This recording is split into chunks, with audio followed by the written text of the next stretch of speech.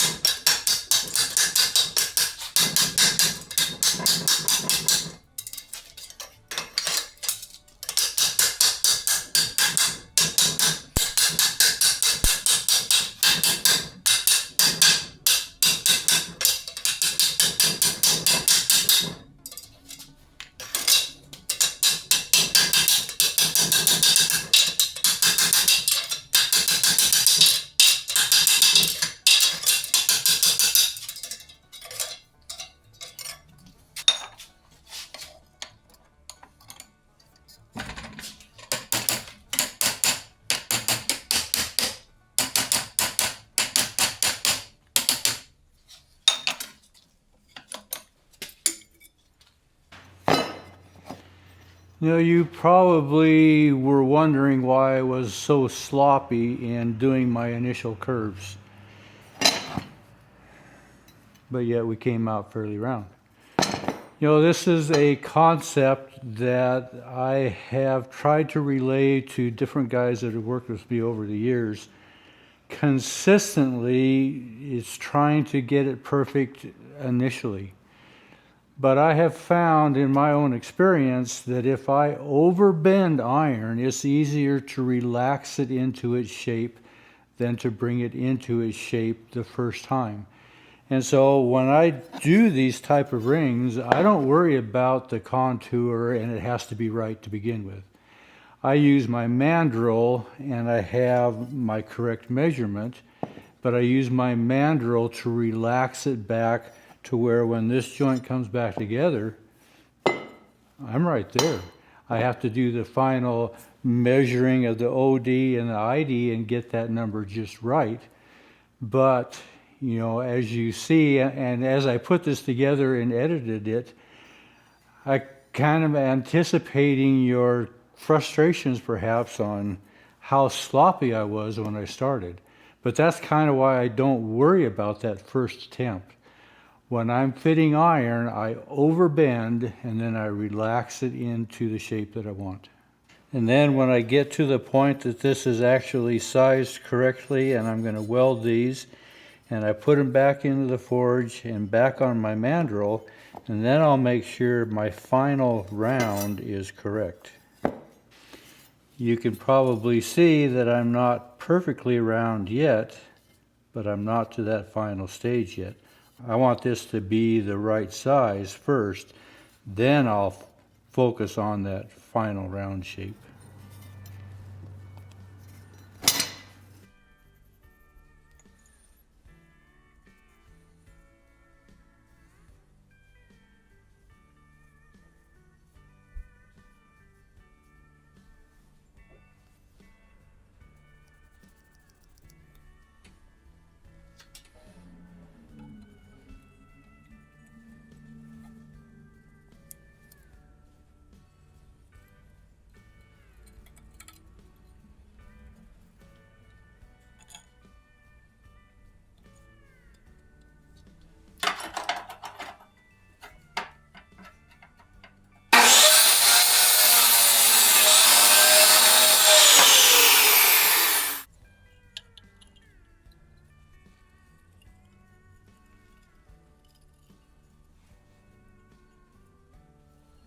So when I'm doing these measurements, I'm using these little wheels.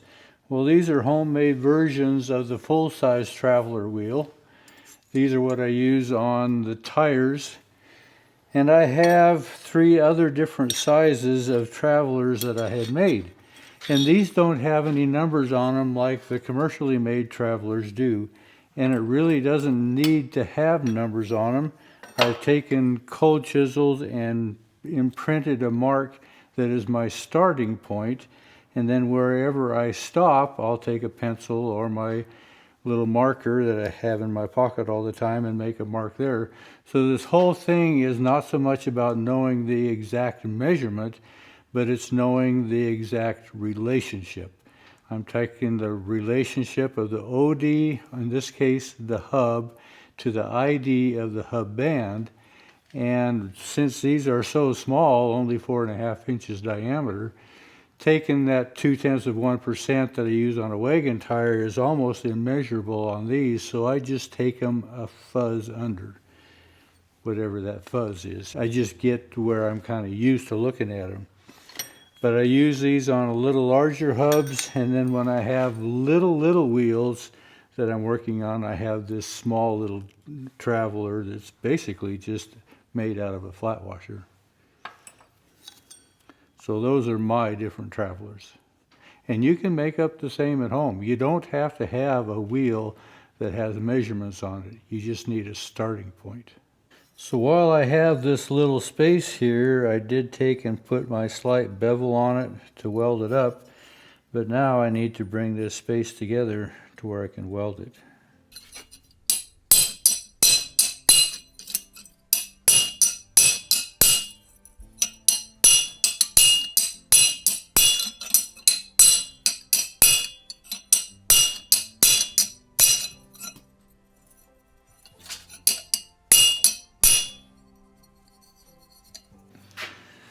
So this is what I end up with.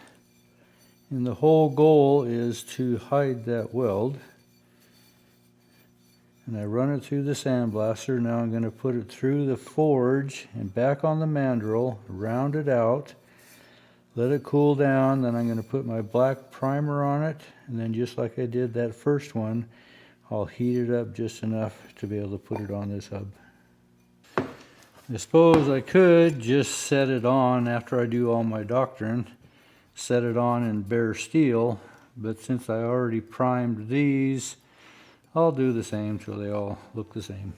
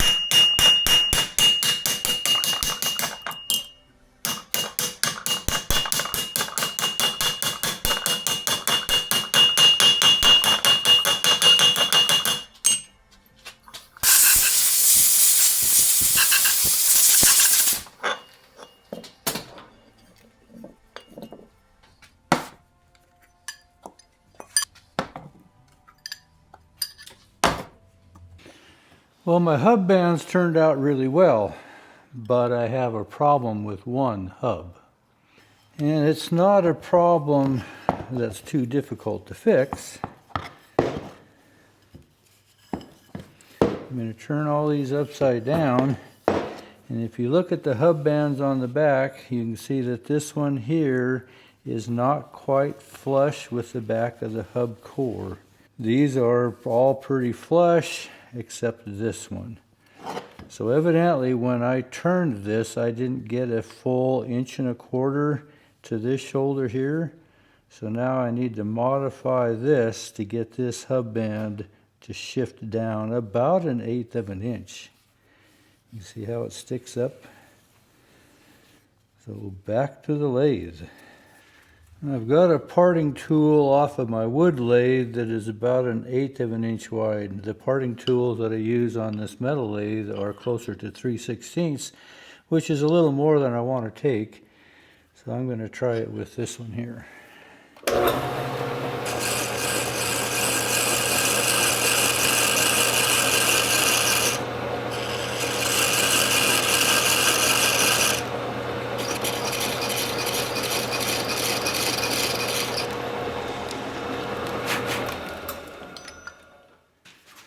I'm not sure if I can tap it into place.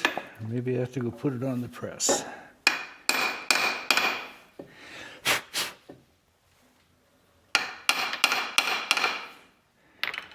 Maybe I'll go press it on.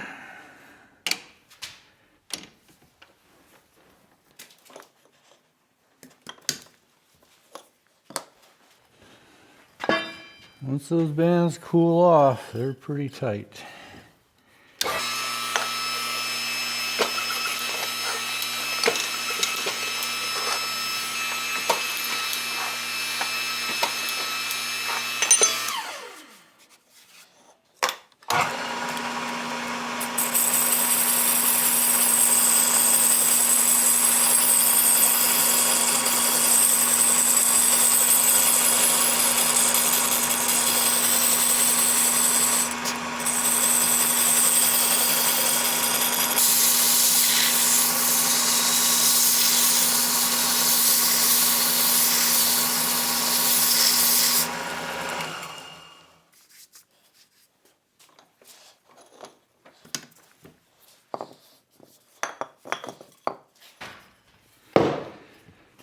Well, that's much better.